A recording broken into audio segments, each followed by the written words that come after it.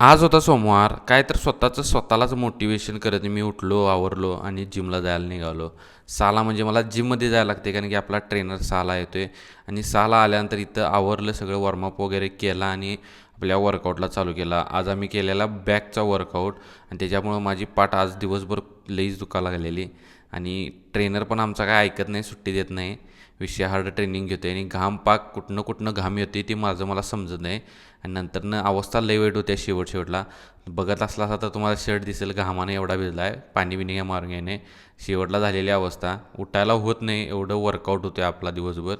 आणि त्याच्यानंतर आवरलो आलो आणि घराकडे येतानाच अंडी घेऊन आलो आणि आपले रोजचे अंडे असतात 10 त्यातले मी 5 सकाळी खाल्लेलीत आणि दुपारचं व्हिडिओ जरासं करायला मिळालं नाही कारण की गडबडीत होतो आणि त्याच्यानंतर संध्याकाळी डाएटला केळं आणलेलीत केळं घेऊन गेलो आणि संध्याकाळचं आपलं जेवण होतं आंबील चपाती भाजी वगैरे आणि अशा प्रकारे आपला 5वा दिवस कंप्लीट झाला.